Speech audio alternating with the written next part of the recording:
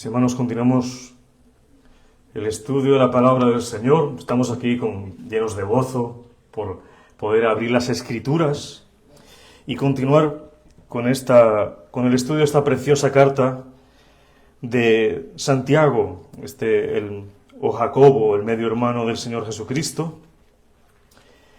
Y continuamos ahí en el capítulo 2. Esta es la segunda parte de lo que hemos estudiado, que tiene como título La fe viva se demuestra en actos de obediencia a Dios. La fe viva se demuestra en actos de obediencia a Dios. Y hemos quedado en el versículo 25. La anterior clase habíamos visto el versículo 20, 21, 22 y 23, que hablábamos acerca de Abraham, ¿no? Vamos a hablar de otro ejemplo que nos va a tener Santiago. Si usted ya encontró Santiago capítulo 2, por favor, póngase en pie. Vamos a leer desde el 20 para recordar lo que habíamos visto la semana anterior.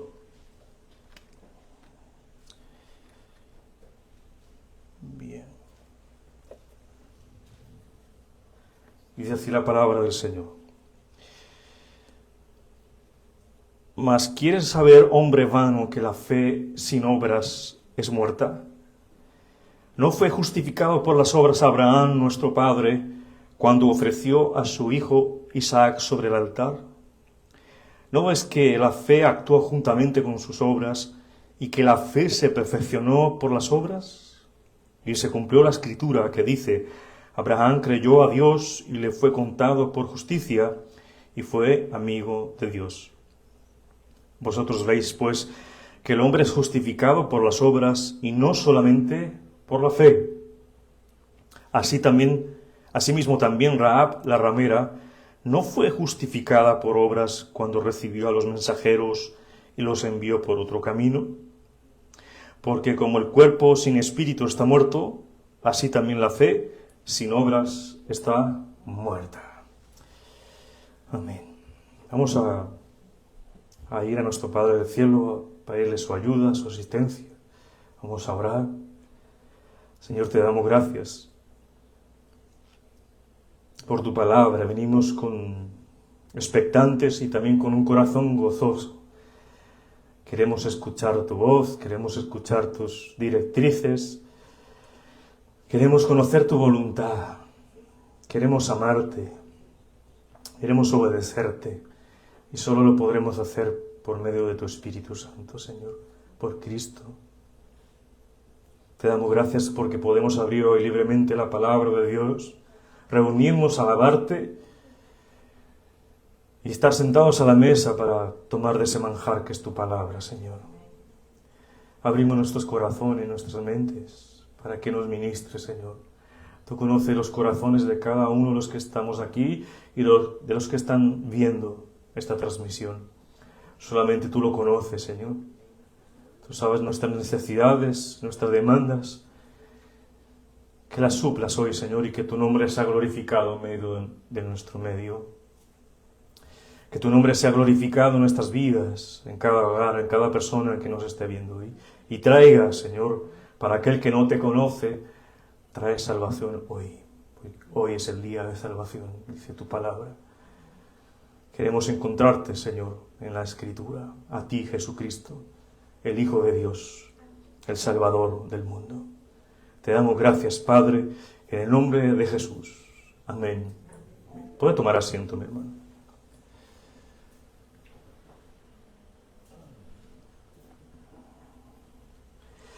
Como es profetizado en la Biblia, los hombres hoy en día, según la Escritura, son amadores de sí mismos. Y esto se refleja en el mundo que vivimos, tú lo puedes ver. El arte del egoísmo, el preocuparse por sí mismo, florece por doquier, está por todos los lugares. Pero también existen personas en el mundo que han hecho grandes sacrificios por otras personas. Muchos han dado su vida por su nación, como los soldados, ¿no?, cuando van a la guerra. Otras personas dan su vida por sus ideales, por su religión, por sus creencias.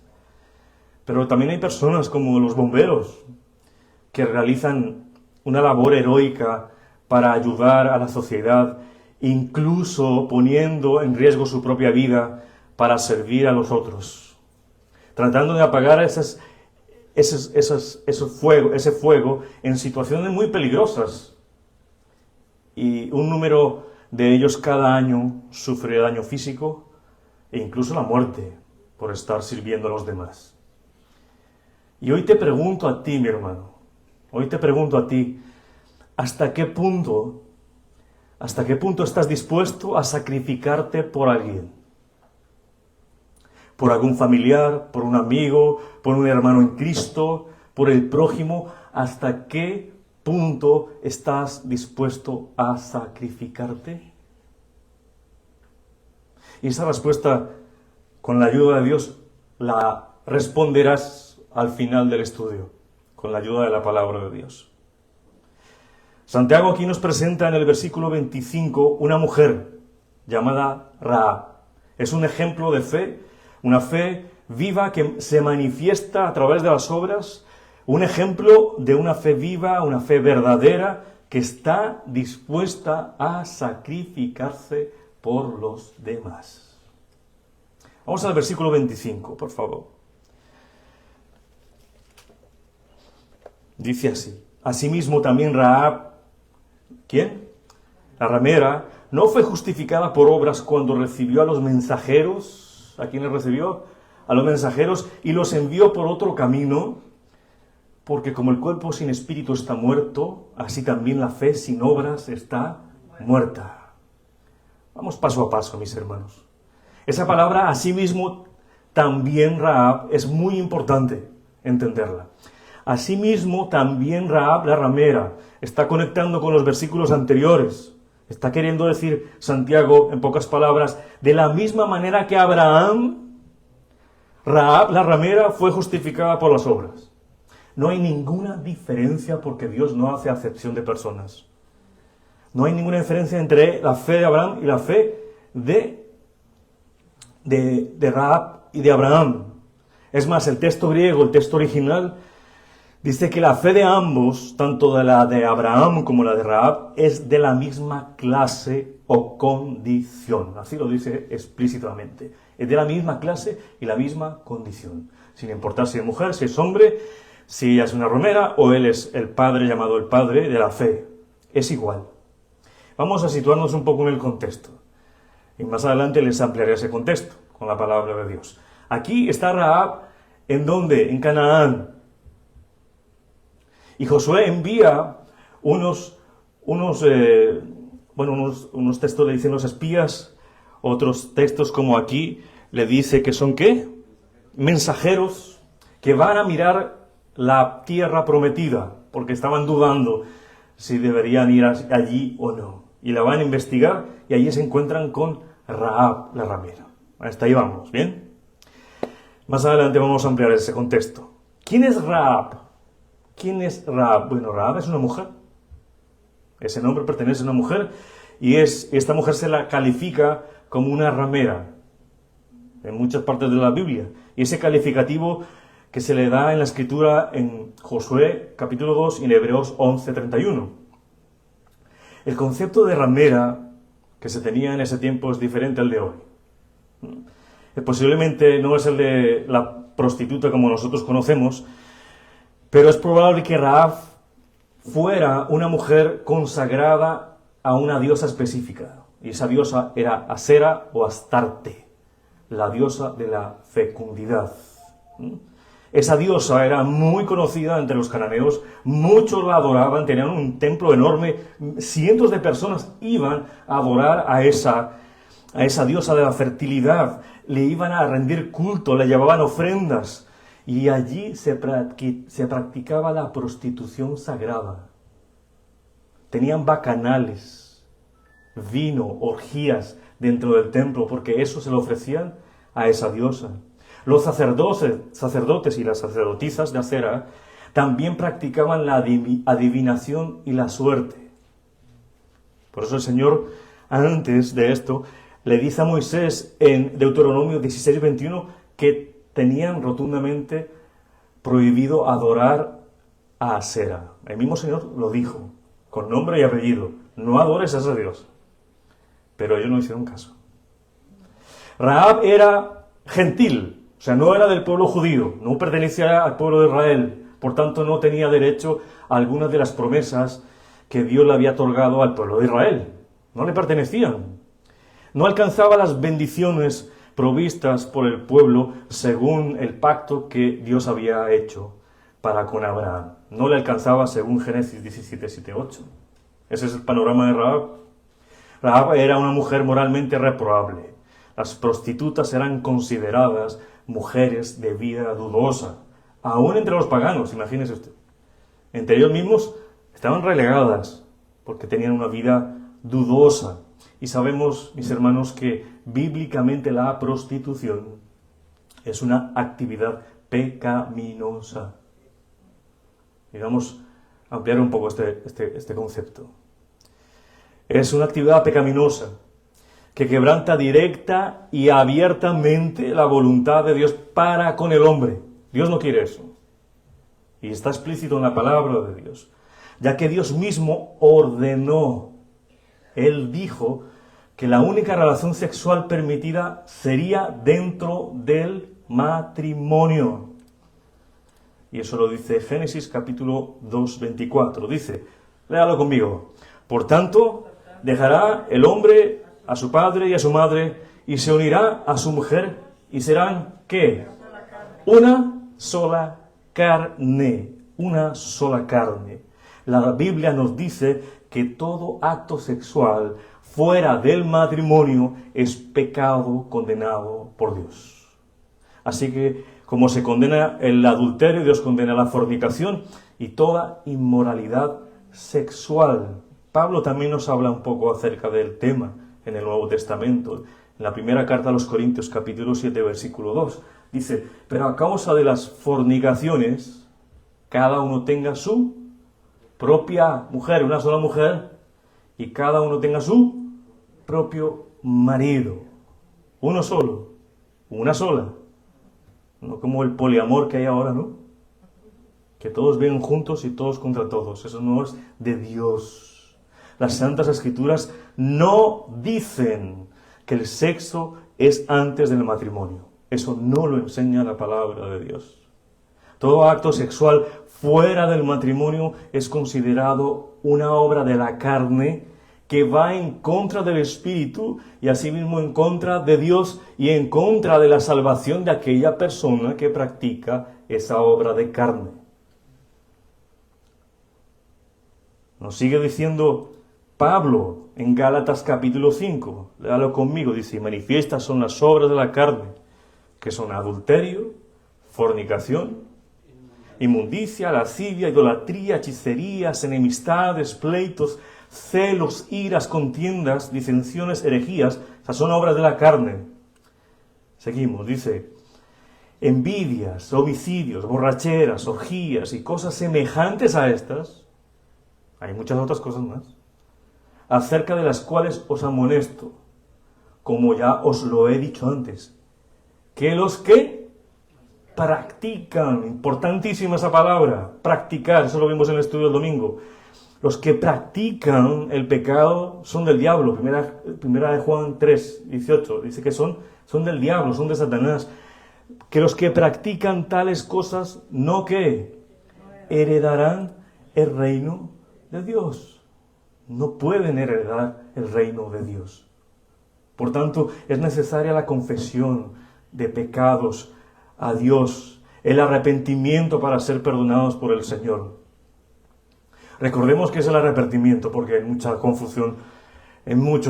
Mucha gente piensa que arrepentirse es llorar, y se quedó ahí. No tiene que ver con llorar o pedir disculpas, ¿no? El arrepentimiento es un cambio de mentalidad, metanoia, y de corazón, de los dos, de pensamiento y de corazón, de acción. Y implica dos cosas. Si usted está arrepentido, tiene que ver dos cosas en su vida. Primero, apartarse del pecado. Ya no practica, como vimos aquí, el pecado. Y se vuelve ¿a quién? A Dios. Cambia de dirección. Se aparta del pecado, aborrece el pecado y va directo hacia Dios buscando el perdón. Primero tiene que haber arrepentimiento sincero para que Dios nos perdone. Ese es el arrepentimiento, no simplemente llorar. Dios, mis hermanos, quiere que nos santifiquemos. Tú has escuchado lo que dice Mateo 5:48. Sed santos, como vuestro Padre Celestial es ¿qué? Santos. Tenemos que ser parecidos con nuestro Padre. Tenemos que ser parecidos con nuestro Padre. ¿Tú te imaginas tu hijo que no se parezca a ti? ¿Qué dirías? ¿Tú te sientes orgulloso cuando se parece a ti? En tus actitudes, en tu forma de ser, en la disciplina que tiene. El Señor también quiere que nosotros seamos santos porque Dios es santo. Nuestro Padre del cielo es santo. Pablo lo expresa de otra manera. Mire lo que dice aquí, primera carta a los Tesalonicenses 4:3. Dice, pues la voluntad de Dios, ¿cuál es la voluntad de Dios? Es nuestra santificación. Que os apartéis ¿de qué? De la fornicación, de toda impureza moral. Esa es la voluntad de Dios para con nosotros, mis hermanos. Este texto no hay que explicarlo. Ya está diciente. Quiere que nos santifiquemos, que nos apartemos de la inmoralidad sexual, de la conducta sexual inapropiada o la actividad sexual impura que ocurre fuera de los límites de un matrimonio. Este pecado era practicado y habitualmente se veía en los paganos. No se veía en el pueblo de Dios, no se puede ver eso. Eso es de los paganos, donde habitaba ¿quién? Rahab. ¿Por qué? Porque tenían una diosa que era la fecundidad y le daban prioridad a eso. No tenían una sola mujer y un solo hombre. Eran promiscuos. Hermanos, y no es diferente a lo que sucede hoy. Vivimos en una sociedad en donde tener relaciones sexuales antes del matrimonio con varias personas se ha hecho tan común y lo hacen tan abiertamente y tan sinceramente, pero sinceramente equivocados, que ya se ve normal. Ya la gente lo ve normal. Los influencers hablan por medios del internet de una forma tan tranquila acerca de las relaciones sexuales antes del matrimonio que a mucha gente le parece que esto es normal. Jóvenes que están aquí, jóvenes que me están viendo, solteros, solteras, solteros y jóvenes de afuera del mundo, se van a vivir sin casarse. ¿Para qué? Para experimentar. A ver cómo les va. A ver si funciona la relación. Si funciona la relación de pareja y hay compatibilidad de caracteres. Y si no es así, pues ¿qué hacen? Pues ya no viven más. Pero mis hermanos, eso no es el diseño de Dios. Esto no es la voluntad de Dios. Escuchen una cosa con lo que tiene que ver con el mundo. Lo correcto es correcto aunque todos lo condenen. Lo verdadero es verdadero aunque todos lo condenan. Aunque medio planeta esté de acuerdo en contra de esa verdad. La verdad es la verdad. Y lo incorrecto es incorrecto aunque todos lo aprueben. Lo incorrecto es incorrecto aunque todos lo aprueben. Nuestro estándar para saber qué es verdad es la palabra de Dios. No es cuánto porcentaje creen en tal cosa el mundo, no, es la palabra de Dios. Por eso el cristiano va en contracorriente. Por eso nos dicen que somos jurásicos, que todavía más pensamos en eso. Afuera dicen que esto de guardarse para el matrimonio y las relaciones sexuales guardarse antes del matrimonio, eso es del pasado, que ya estamos en el siglo tal. Son filosofías del mundo. Dios lo ha dejado explícito en su palabra. Él quiere esas relaciones en el matrimonio. El cristiano se enamora para casarse. El cristiano no se enamora para probar a ver si le va bien. El cristiano se enamora para casarse, porque ora, le pide al Señor, y es un proceso para toda la vida, para tener una opción para toda la vida. Mis hermanos, el sexo antes del matrimonio es un pecado. Se le llama pecado. No es consideración, no es el pobrecillo, es un pecado. Tan grave como el adulterio, tan grave como el espiritismo, lo dice la palabra de Dios, como la borrachera, la idolatría, el asesinato y el robo. Usted puede decir, yo no robo, pero no estás casado. Pero eres promiscuo. Y eso es más peligroso, más grave. Yo no voy a los espiritistas porque yo creo en Dios, pero sigues en tu promiscuidad sexual. Es lo mismo. Eso lo dice Apocalipsis. Vámonos para Apocalipsis y allí lo vamos a leer. Apocalipsis capítulo 21, versículo 8. Pero los cobardes incrédulos, los abominables y homicidas, los fornicarios y los hechiceros, los idólatras y todos los mentirosos tendrán su parte en el lago de fuego, que arde con fuego y azufre, que es la muerte segunda. A estas personas que practican estas obras de la carne tendrán su destino ¿en dónde? ¿En el cielo? No. En el lago que arde con fuego y azufre, que es la muerte segunda. Es una muerte espiritual, es una muerte donde no está Dios ahí con su amor y su misericordia. Esto es grave, esto es serio. Recuerda, mi hermano, si eres hijo de Dios, nunca serás feliz con tu pecado. Si estás feliz con tu pecado, piensa si eres de Dios o no, si has nacido de nuevo o no. En tercer lugar, Rahab era ciudadana de una tierra cuyos habitantes estaban sentenciados por Dios. Y sentenciados a muerte, debido a su persistencia, a su práctica del pecado, por esa adoración a esa diosa.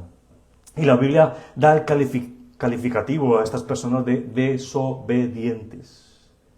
Un desobediente que sabe lo que tiene que hacer es un rebelde. Una persona rebelde es una persona que desafiante, que se niega a obedecer a Dios.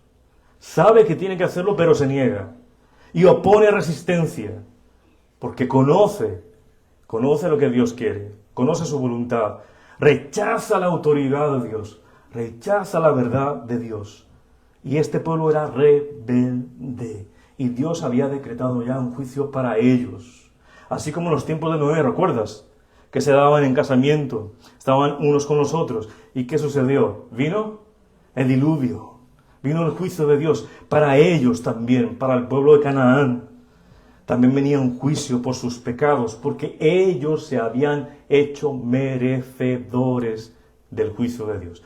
No es que Dios le plació, ellos se hicieron merecedores del juicio de Dios, como aquellos que practican el pecado se hacen merecedores ¿de qué? Del juicio de Dios. Rahab era de ese pueblo, imagínense. Era de ese pueblo. Y vivía una vida licenciosa, vivía una vida de pecado. Hasta aquí no pinta bien este cuadro. Hasta aquí no pinta bien el panorama de Rahab. ¿Cómo es que está aquí? ¿Cómo es que está en Josué? ¿Cómo es que está en Hebreos? ¿Cómo es que está una mujer así, con esta vida? Pero vamos a ir más adelante. Sigamos, porque aquí Santiago dice que Abraham tiene la misma fe ¿de quién? De Rahab. Dice, ahora Rahab, con respecto a Abraham, era una mujer gentil, una prostituta, pero Abraham era un hombre moral, recto, ético, y ella una mujer inmoral. Él era un noble caldeo, era caldeo, ella era una corrompida y corrupta cananea. Abraham era un gran líder, ella era una ciudadana común. Él estaba en la cima del orden económico y social y ella estaba mucho más abajo. Pero, los peros de Dios. Pero sucedió algo con Rahab. Le sucedió algo que cambió su vida, cambió su destino y cambió la historia. Ya van a ver por qué cambió todo eso. Vamos a Josué. Vamos a la palabra de Dios que nos habla acerca de Rahab. Vamos al libro de Josué.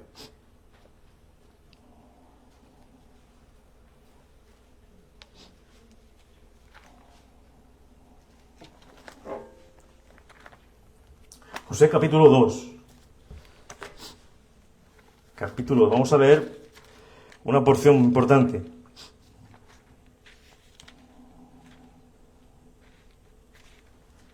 Josué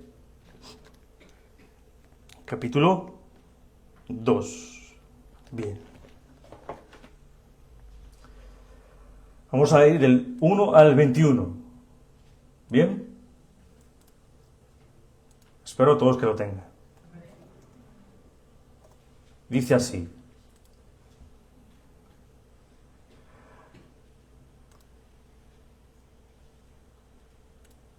Josué hijo de Nun envió desde Sitín dos ¿qué? Espías, aquí dice mensajeros, secretamente diciéndoles, andad, reconoced la tierra y a Jericó, y ellos fueron y entraron en casa ¿de quién? De una ramera que se llamaba Rahab. Imagínense, unos enviados de Dios en una casa así. Pero la única parte donde podían entrar. Y posaron allí, se quedaron allí, y fue dado aviso al rey de Jericó. ¡Oh, qué mala cosa! El mismo rey se enteró que allí tenía unos espías. ¿Quién? Rahab. Diciendo, he aquí que hombres de los hijos de Israel han venido aquí esta noche para espiar la tierra. O sea, eran enemigos de él. Enemigos del rey, de la nación de Canaán. Entonces el rey de Jericó envió a decirle a Rahab, saca a los hombres que han venido a ti y han entrado a tu casa porque han venido para espiar toda la tierra. Pero la mujer había tomado a los dos hombres y los había escondido. Y dijo, es verdad que unos hombres vinieron a mí, pero no supe de dónde eran. Y cuando se iba a cerrar la puerta, siendo ya oscuro, esos hombres se salieron y no sé a dónde han ido. Seguidlos a prisa y los alcanzaréis. O sea, les dio pistas diferentes. Esos hombres no se habían ido. Estaban con ella.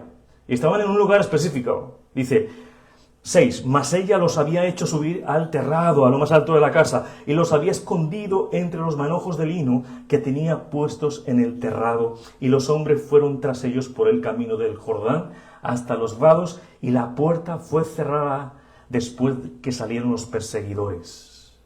Antes de que ellos se durmiesen, ¿quiénes? Los mensajeros.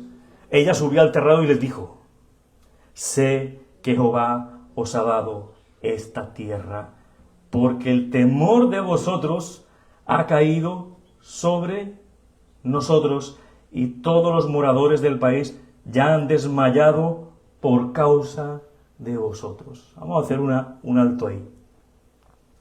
Mira lo que dice ahí. Sé que Jehová os ha dado esta tierra. Ya había escuchado de Jehová que les iba a dar la tierra de Canaán, porque el temor de vosotros ha caído sobre nosotros. El miedo había caído sobre la población. Y más adelante nos dice por qué. Y todos los moradores del país, incluso los gobernantes de Canaán, estaban con miedo de que vinieran, ¿qué? Los hijos de Dios, los israelitas.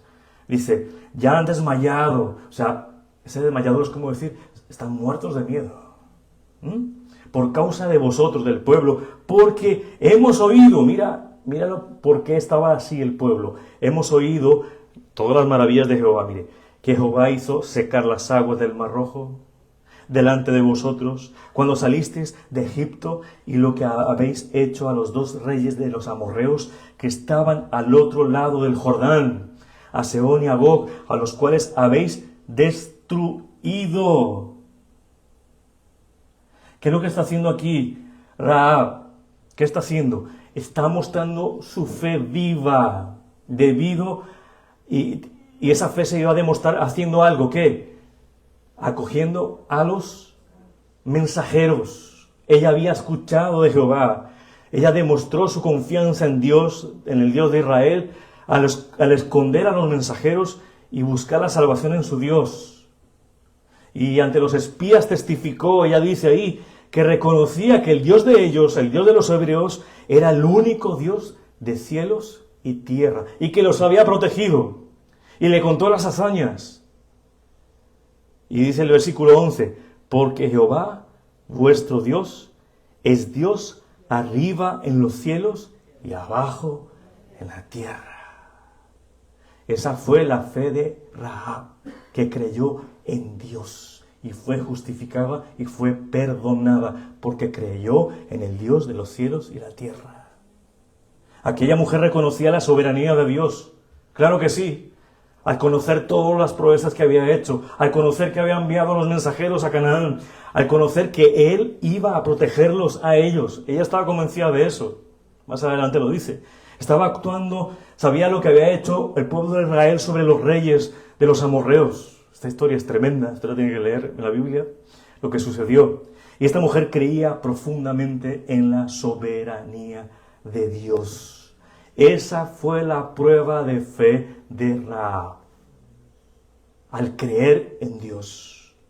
Sabemos que no era una fe fuerte, quizás, no era una fe perfecta, como nosotros la podemos tener con toda la revelación. Ella no tenía los 66 libros que nosotros tenemos. Pero su fe era ciertamente admirable. ¿Y por qué era admirable? Porque se enfrentó ante el rey. Y el rey sabía que estaban ahí. Y estaba en peligro su vida y la de los suyos. Por eso esa fe demuestra ¿qué tanto puede hacer alguien? Esa es mi pregunta al comienzo. ¿Qué tanto tú puedes hacer? Sacrificarte por alguien. Ella sabía eso. Ella sabía que al esconderlos podía estar peligrando su vida y la de los suyos. Rahab creía en la misericordia y la fidelidad de Dios, pidiendo a los espías que jurasen por Jehová que no la matarían a ella y a su familia cuando conquistasen la tierra de Jericó. Ella le hace jurar. Y ella sabe que si ellos juran, lo hacen delante de ¿quién? De Dios. O sea, ella conoce quién es Dios y conoce que ellos le temían a su Dios. Vamos a leerlo, versículo 12. Dice, os ruego pues ahora que me juréis por Jehová, que como he hecho misericordia con vosotros, así haréis vosotros con la casa de mi padre, de lo cual me daréis una señal segura, y que salvaréis, ¿qué? La vida a mi padre y a mi madre, a mis hermanos y hermanas, y a todo lo que es suyo, y que libraréis, ¿qué? Nuestras vidas de la muerte. ¡Ay, qué bueno es pedir bien!, ¿no? Y saber pedir. Ella pidió en confianza con Dios, sabía que podían, que Dios los respaldaba. Mira la respuesta de estos hijos de Dios. Ellos le respondieron, nuestra vida responderá por la vuestra. ¡Wow! Ella pone en riesgo su vida para salvarlos, y ellos también van a poner en riesgo su vida para salvarla a ella y a su familia en su petición. Eso es un hijo de Dios, el que se sacrifica por el otro. Dice, nuestra vida responderá por la vuestra, si no denunciaréis este asunto nuestro, y cuando Jehová nos haya dado la tierra, nosotros haremos ¿qué? ¿Contigo qué cosa? Misericordia y verdad. Misericordia significa un mismo corazón. Miserere es corazón, cordia, acorde con el corazón de Rahab. Y verdad. ¿Por qué? Porque están prometiendo ante ¿quién? Ante Dios. Mis hermanos, la confesión de aquella mujer manifiesta claramente que reconocía y confiaba en la misericordia de Dios. Estaba esperando en ellos, pero ellos estaban jurando por Jehová. El Espíritu la había iluminado quizás para alcanzar un conocimiento del Señor. Ella no demandaba cambio, ¿no? Ella no es como unos cristianos que hay por ahí que dicen, bueno, yo te doy, pero tú me das, o si no, no te doy nada. Ella los ayudó sin importar si ellos le iban a decir sí o no, ¿verdad? Ella los escondió primero. Ella no le puso condición, bueno, me vas a salvar a mí y te escondo, o si no, llamo al rey por el móvil. No. No había móvil, ¿verdad? Los llamo. No, nada. No era la recompensa. Ella sabía que era salva por la fe, no por las obras. Pablo lo dice aquí muy claro. Porque por gracia sois salvos. Tú eres salvo por gracia de Dios. Por medio de la fe. Esa fe que pusiste en ¿qué? En el Señor Jesucristo. Y esto no de vosotros, esa gracia no de vosotros, pues es don de Dios. No por obras, para que nadie se gloríe. Soy tan bueno, no le hago mal a nadie, que Dios me acepta en su reino. No es por obras, mi hermano. Es por gracia de Dios. Por su amor y su misericordia. Por su amor infinito. Por el amor que nos tiene. Antes de decirle sí, Él nos estaba amando. Nos amó y nos sacó del pozo cenagoso. Del lodo, del pecado, donde nada ni nadie daba por nosotros nada, ni nosotros mismos. Pero Él le plació amarnos. Porque escuchamos el Evangelio y pusimos toda nuestra confianza en el Señor Jesucristo. Y al pedir el juramento por Jehová, reconocía que el Señor es fiel. Yo voy a esperar en el Señor, porque ellos quieren en el Señor. Y esa es la certeza que ella descansaba en esa confianza, de que vendrían por ella. Esperar, esa es la fe. Vivimos por fe, no por vista. Vivimos por fe, no por vista. Y ella estaba esperando ese cumplimiento. No por vista, por fe. Aquí no nos dice, ni en Josué, ni en Hebreos, ni en Santiago, nos dice que hay un llamamiento directo a Rahab por Dios. No se dice cómo llegó esa fe directa a ella. Lo único que sabemos por sus hechos es que su fe se notaba por los frutos. Se notó porque ella actuó en fe. No fue el hecho de esconderlos que ella fue salva. Fue salva cuando ella reconoció quién era Jehová en su vida y esa fe en ella le hizo obrar conforme a Dios. Y esa es la fe que nosotros debemos tener, mis hermanos. El que cree en Dios debe demostrarlo por medio de obras. Porque ya lo dice Pablo, no es por obras para que nadie se gloríe. Pero fue el resultado de aquella fe que tenía esta mujer dentro de su corazón. ¿Pero qué le sucedió a Rahab? Usted puede seguir ahí leyendo todo el capítulo 2 en su casa, es interesante. Pero ahí no nos dice qué sucedió con Rahab. ¿Usted quiere saber qué sucedió con Rahab? ¿No? Ok. Pues vamos al Nuevo Testamento. Allí está la evidencia de la fe que pone en manifiesto las obras. Hebreos 11:3. ¿Quiere que usted vaya?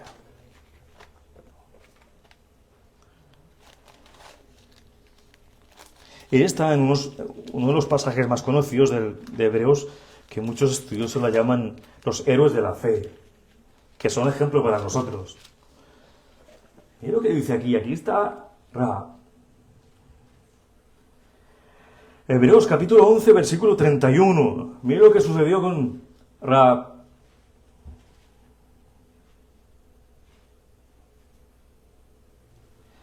Por la fe, Rahab, la ramera, vuelve y le dice quién era, para que no se olvide de dónde salió.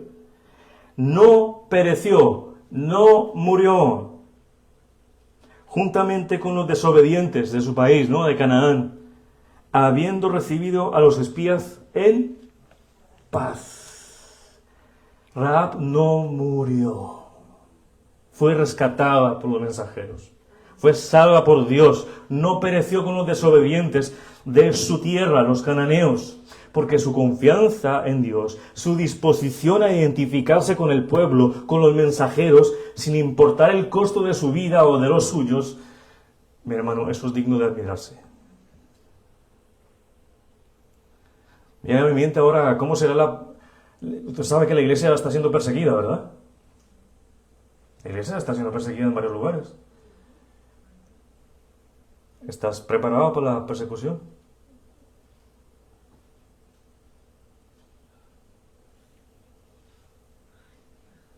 A ella no le importó el costo. Estaba dispuesta a morir. La evidencia de la fe se pone en manifiesto en las obras. Si dices que tienes fe, muéstrame tus obras. Era una fe genuina, era una fe viva, era una fe verdadera, porque recibió a los espías en paz.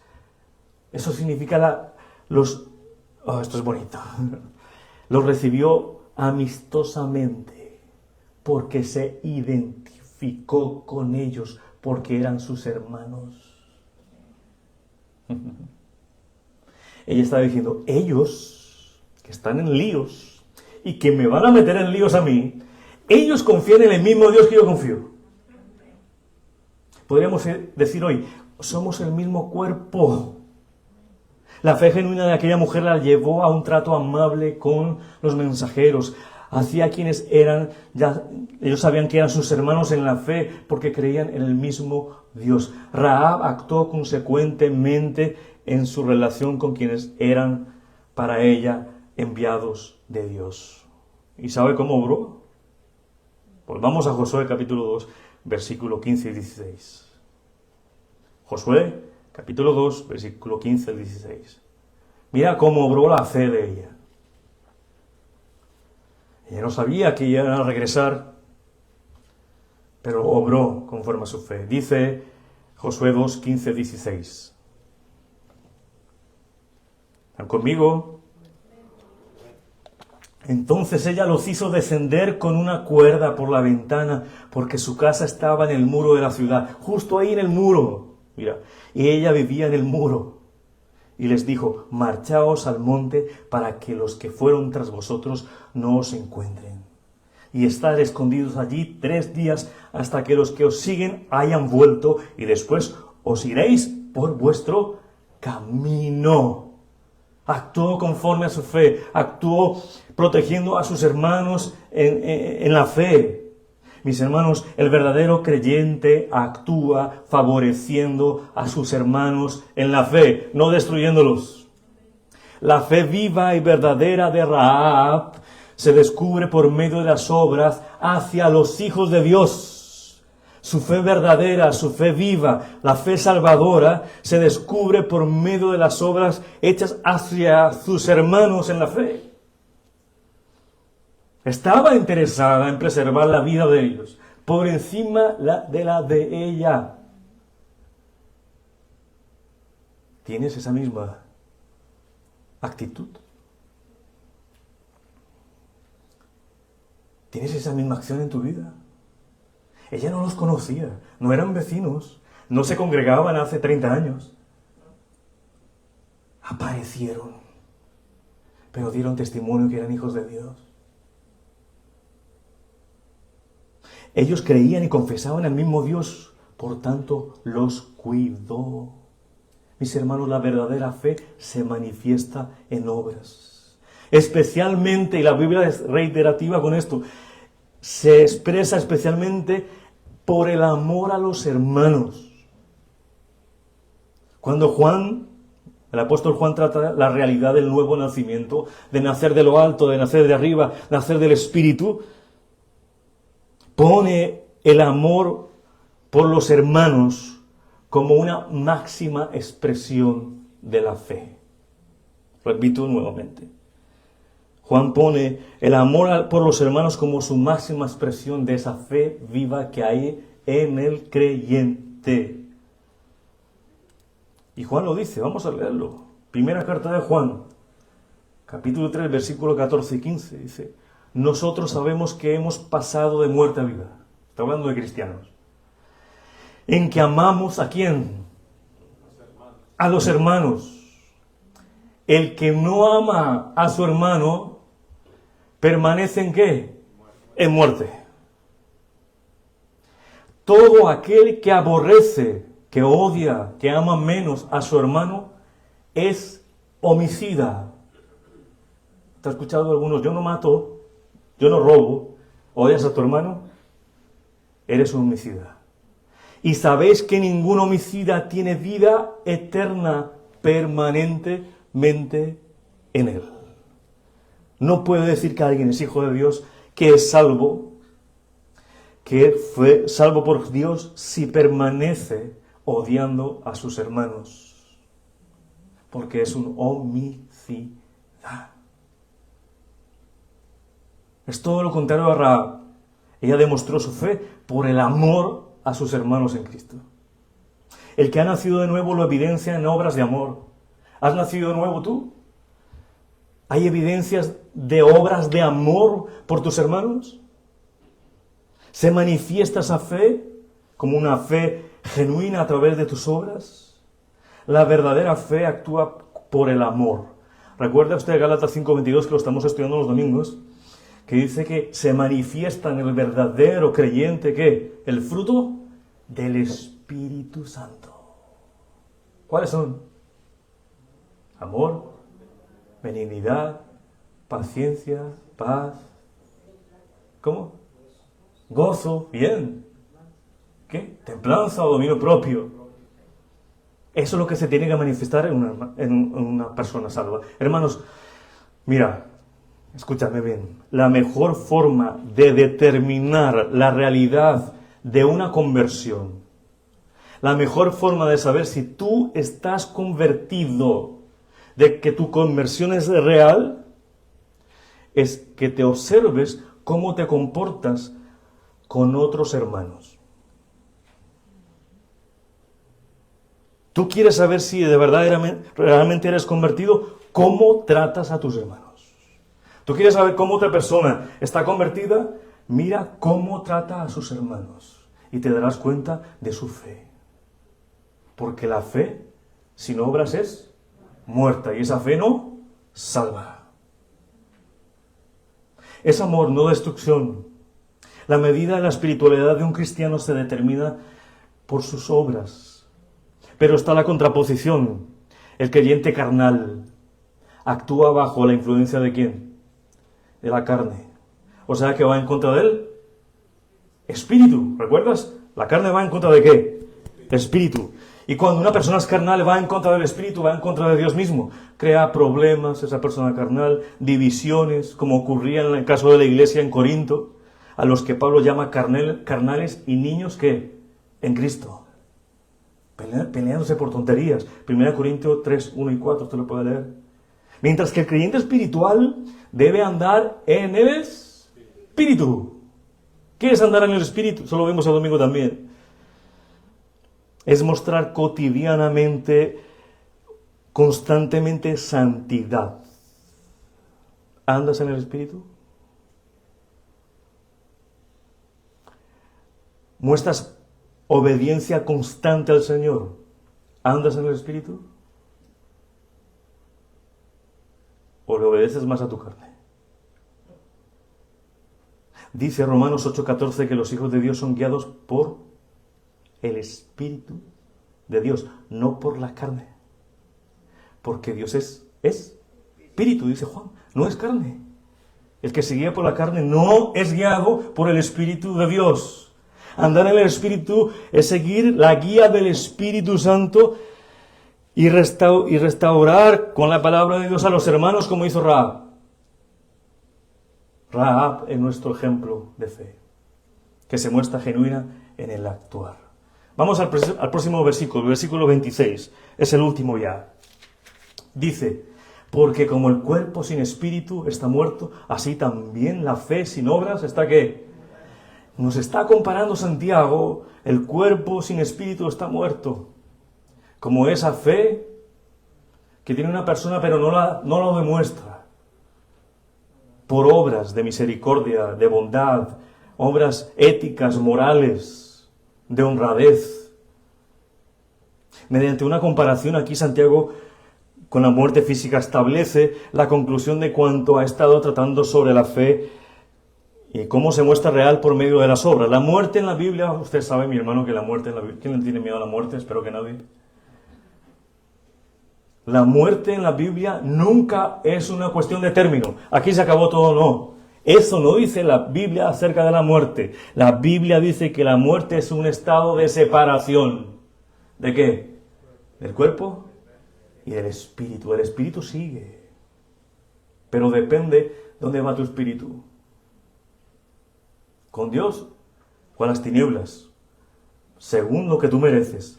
La muerte física es el estado que se produce a causa de la separación entre la parte material y la parte inmaterial. ¿Cómo sabes que alguien está vivo? Porque respira. Y si no respira, está muerto. Bien. Y si está muerto, ¿sabes qué pasa con una persona que no respira? ¿Qué hacen con el cuerpo? No sirve para nada. Es tanto que no sirve para nada el cuerpo que lo entierran. Lo creman porque ya no sirve para nada. Porque ya no tiene el hálito de vida. Ya no tiene ¿qué? Aire, ya no tiene ese hálito, ya no respira, no sirve. Y así es una fe que no tiene obras. Está muerta. No sirve, no salva una fe así, donde no hay obras en tu vida de misericordia, de perdón, de arrepentimiento, de santidad. Esa fe no salva. La fe intelectual, la fe religiosa, de hacer los ritos, de decir yo soy cristiano, voy tantos días a la iglesia, pero no hay una obra transformadora de Dios, no es una fe que salva. Lo explico mejor. La fe es como la raíz de un árbol. La fe, la raíz, pasa esa fe por la savia, por el tronco, y llega a los frutos. ¿Cómo yo sé que un árbol frutal está en buenas condiciones? Por el fruto, porque no puedo ver qué. La raíz no la puedo ver, pero es evidencia los frutos. ¿Cómo están tus frutos? Nadie puede ver tus raíces. Puedes aparentar el árbol más frondoso del mundo, el más grande, en tu familia, a tu esposa, a tu esposo, a tus hijos, a una comunidad, pero ¿cómo están tus raíces? ¿Qué frutos estás dando? Mi hermano, la fe que salva, aunque tiene un contenido intelectual, tenemos que entenderla, ¿verdad? Tenemos que entenderla. Es esencialmente vivencial, se tiene que vivir. Consiste en entregarse sin reservas a Dios. Y cuando nos entregamos a Dios sin reservas, se van a ver beneficiados ¿quiénes? Los hermanos.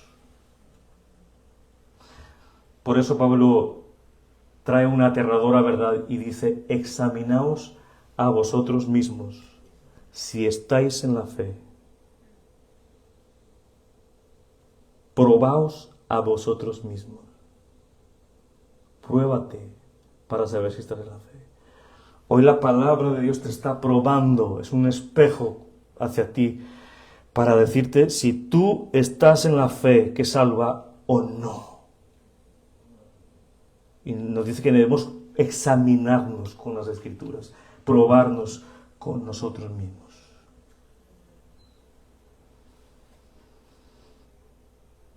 ¿Cómo podemos pasar de la vida de la muerte a la vida? Creyendo en el Señor Jesucristo, como lo hizo Abraham y como lo hizo Rahab, creyendo en que Dios nos puede salvar. Tu historia hoy puede cambiar. Tu vida hoy puede cambiar si te arrepientes y vas corriendo a Jesucristo y le dices: Señor, perdóname, estoy viviendo en la carne, soy un hombre carnal, quiero tener una fe salvadora, sálvame, necesito que me salves. ¿Y sabes qué va a suceder? Dios te va a perdonar. Dios te va a cambiar. No te va a hacer mejor persona, te va a hacer nueva criatura. Lo hizo con Rahab, lo hizo con Abraham, lo puede hacer contigo. Está escrito. Rahab lo hizo y cambió su vida. ¿Sabe cómo cambió la vida Rahab? Vamos a Mateo capítulo 1. Mateo capítulo 1. Nos habla sobre la genealogía de Jesucristo. Mateo capítulo 1. Está hablando toda la ascendencia de Jesucristo. En el versículo 5 dice: Salmón engendró de Rahab. A Boz engendró a Ruth, a Obed y Obed a Isaí. Ahí está Rahab en la genealogía, en la ascendencia del Señor Jesucristo. En la línea genealógica de Jesús, con María también. Ella es la bisabuela de David. Y David es la descendencia de ¿qué? ¿La ascendencia de qué? Del Señor Jesucristo. Dios cambió la vida de Rahab y se volvió de la línea, siendo gentil, siendo una prostituta, una ramera, ser perteneciente a la descendencia del Señor Jesucristo. La hizo una nueva criatura. No hay otra forma para los hombres de escapar de la muerte que correr hacia Cristo. Ven hoy a Jesucristo. Corre, pídele perdón. Aunque somos culpables de haber desobedecido a Dios y aún nos inclinamos a la maldad, Dios, sin ningún mérito nuestro, sino solo por su gracia, nos imputa, nos da la perfección, su justicia perfecta, al arrepentirnos y creer en Él. Y Rahab está en la genealogía, pero tú estarás en la familia de Dios, que estaremos en la ciudad santa, disfrutando de la presencia por una eternidad, y por una eternidad, miles y miles de años, con el Señor Jesucristo y su bondad. Estaremos allí, porque Él te perdonará y te hará una nueva criatura. Vas a nacer del agua, vas a nacer del Espíritu, vas a ser otra criatura, ya no vas a ser la misma Rahab. Vas a ser otro, vas a ser otra, pero tienes que poner la confianza en el Señor Jesucristo. Ellos no conocían la crucifixión, mis hermanos. Ellos no saben qué era la cruz, ellos no saben qué era Jesucristo, todo lo que había hecho. Tú lo conoces. Tienes toda la Biblia. ¿Quieres seguir a Jesús en un mundo donde todos creen que el propósito de la vida es seguir tus sueños y ser fiel a ti mismo? ¿O quieres poner tu vida en manos de Cristo Jesús? Y volvemos a la pregunta inicial, ya para cerrar. ¿Hasta qué punto estás dispuesto a sacrificarte por alguien? Por algún familiar, por tu hermano en Cristo, por el prójimo. ¿Hasta qué punto estás dispuesto a sacrificarte para hacer la voluntad de Dios y no la tuya, ni la de otros? Amén. Pongámonos en pie, vamos a orar al Señor.